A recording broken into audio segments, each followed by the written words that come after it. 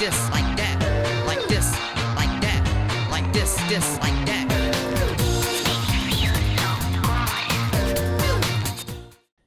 Eh bien, bonjour à tous, on se retrouve pour une toute nouvelle vidéo de No Limits 2 et on se retrouve avec un petit coaster où on pop comme ça dans un merveilleux petit tunnel, ça s'appelle Yellow Jacket.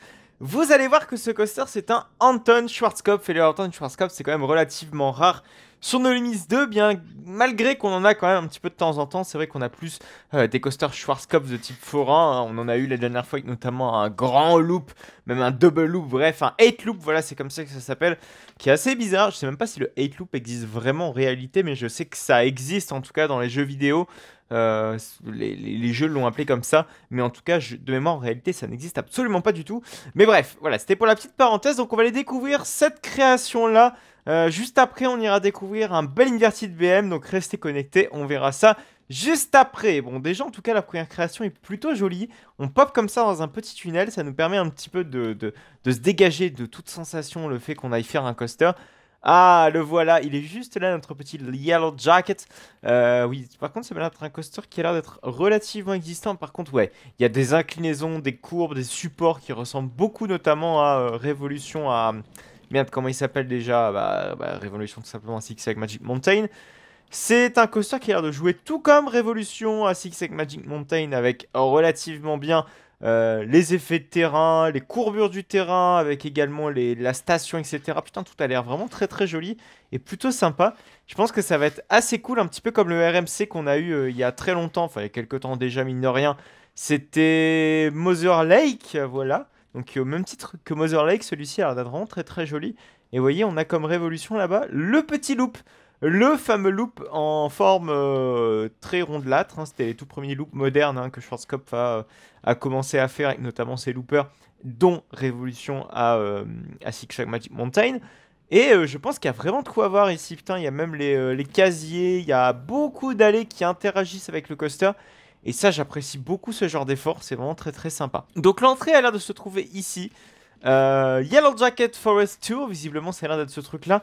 Je veux juste aller me balader un petit peu dans la zone avant d'avoir la surprise, j'ai envie de dire, du ride qui se balade un petit peu sur toute la zone. Putain, il y a vraiment des points de vue à faire, je kifferais trop voir ce genre de coaster en réalité, pour vraiment faire de beaux petits points de vue, des plans, etc., etc.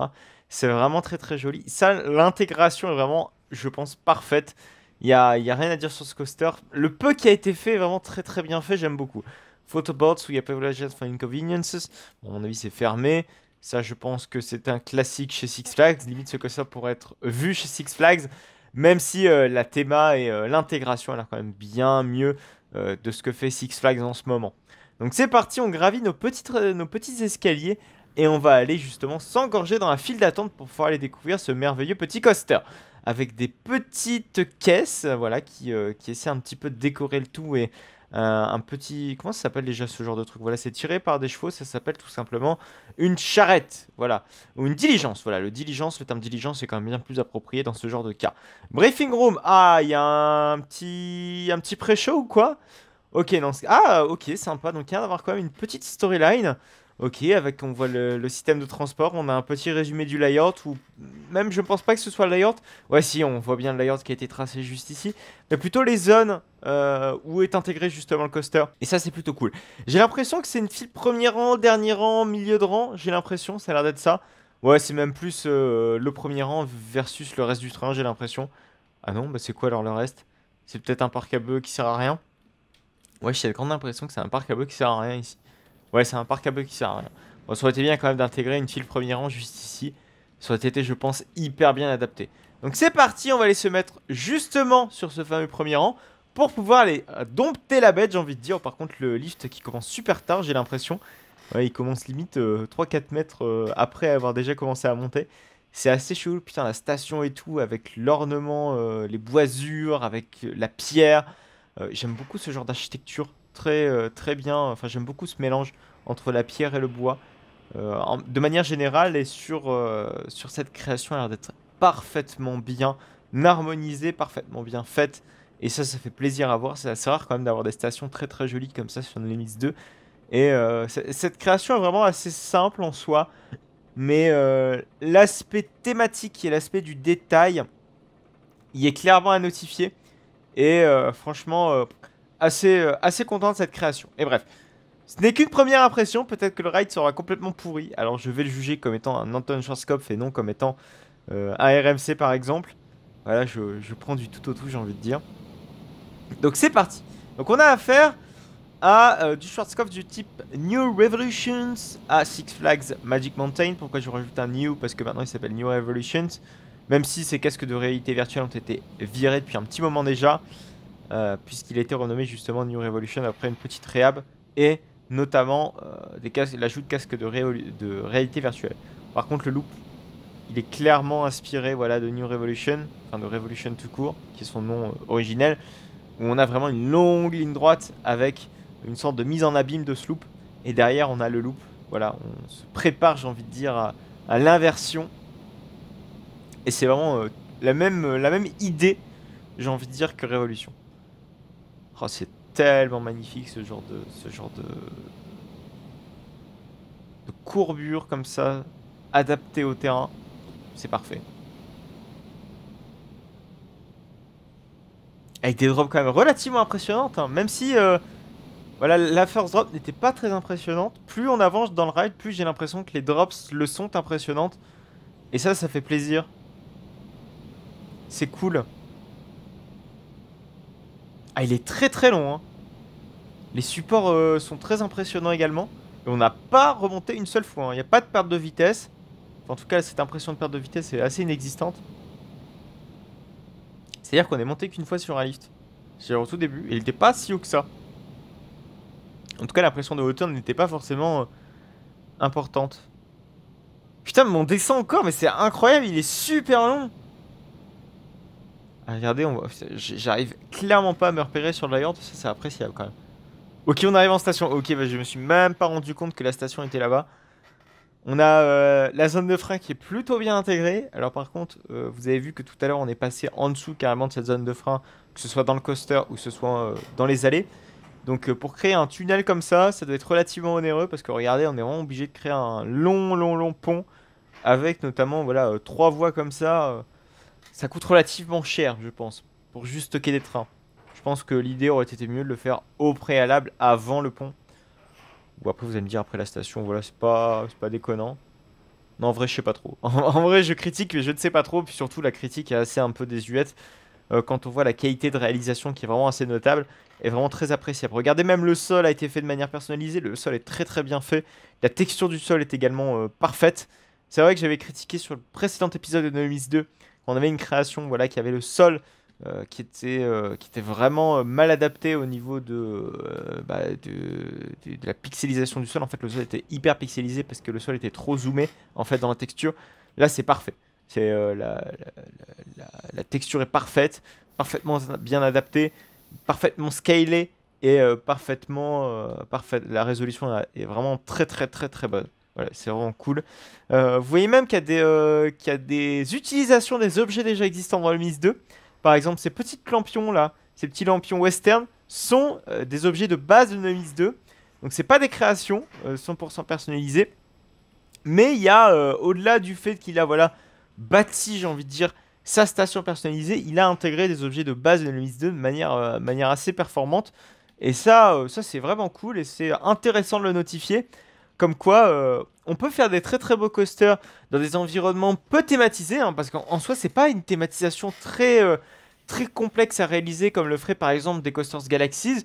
C'est vraiment une station simple avec un design qu'on connaît bien, hein, c'est vrai que ça fait très trappeur canadien, etc.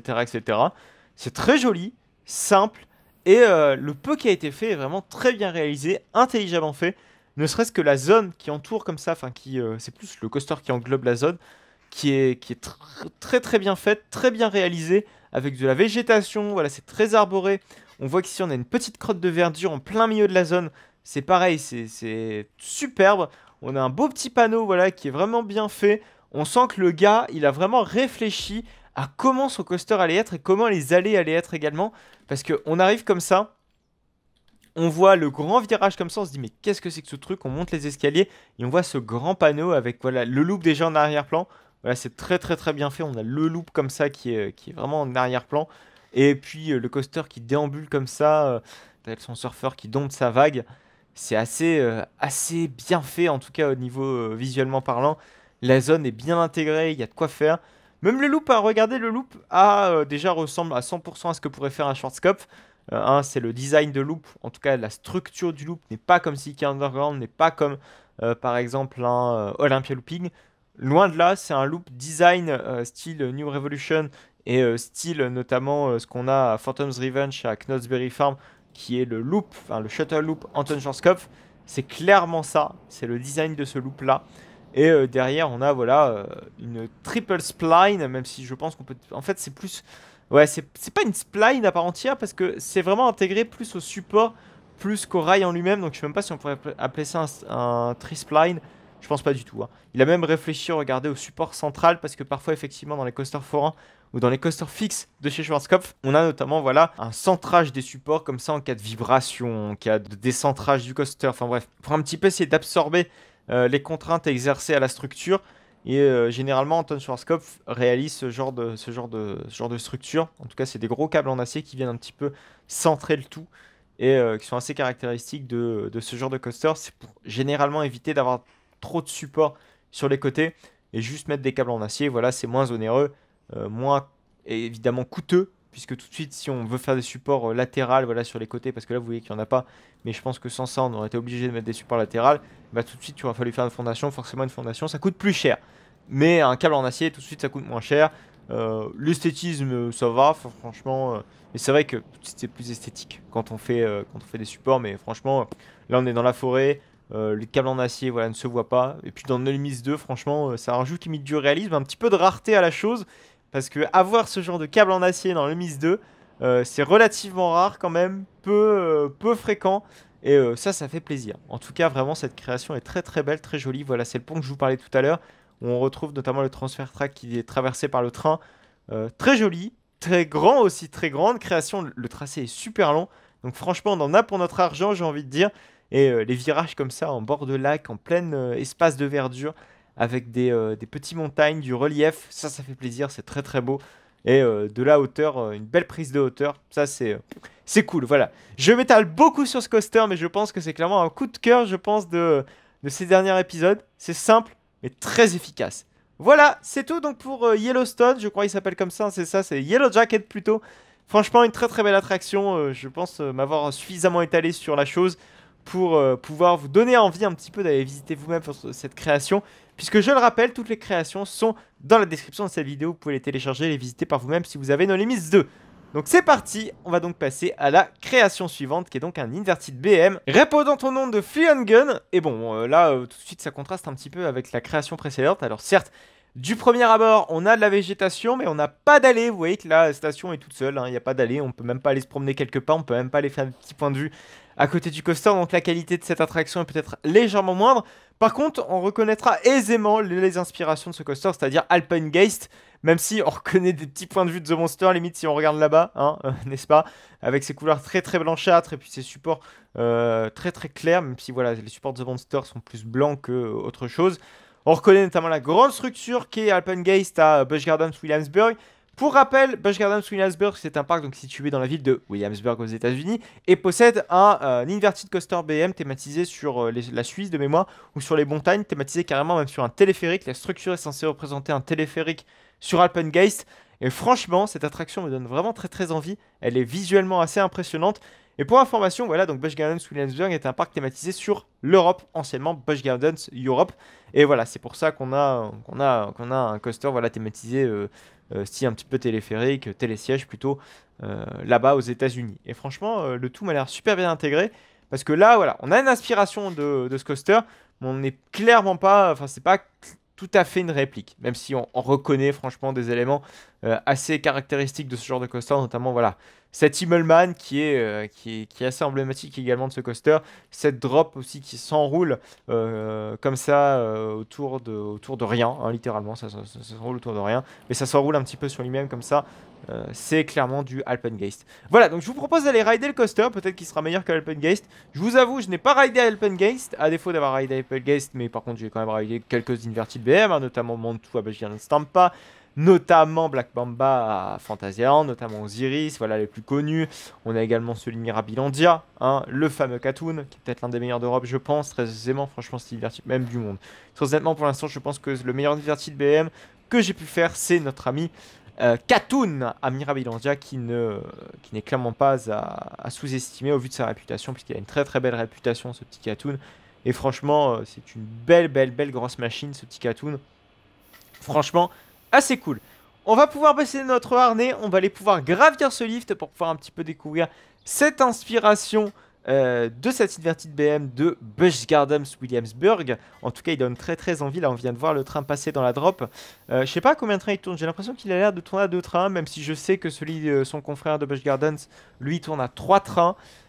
Oh là, par contre, vous voyez que la structure carrément nous englobe, c'est limite un petit peu... on a l'impression de se balader, vous savez, dans la structure de Iron Gwazi ou de Goliath, vous savez, les RMC, et même Zadra, hein, qui a la même structure. C'est des structures, en fait, si vous voulez, ben, comme ça, hein, mais cette fois-ci, il est sous le rail.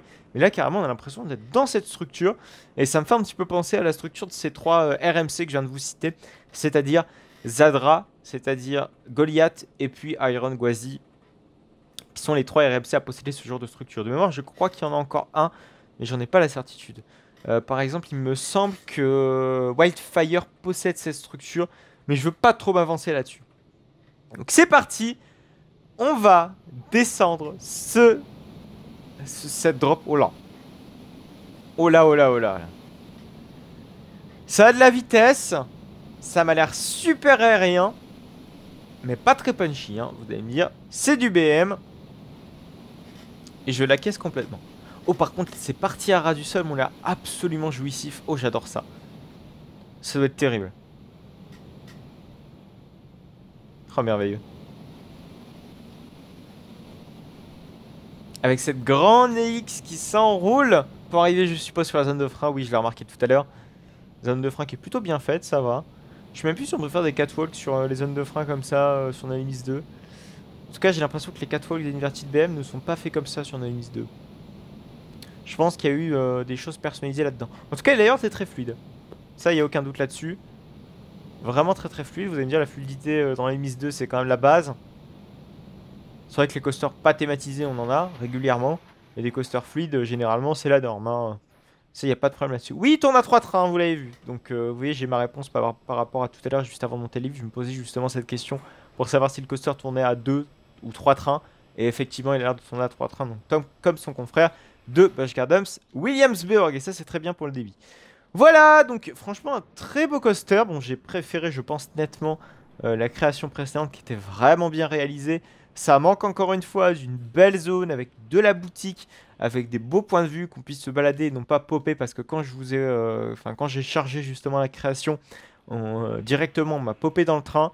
Ça, généralement, c'est très mauvais signe, ça veut dire qu'il n'a pas fait d'environnement. Et dans le mille, il n'a pas fait d'environnement. Par contre, il s'est quand même démené à faire des supports personnalisés. Par exemple, ces supports-là, c'est du support personnalisé, ça, il n'y a pas de doute.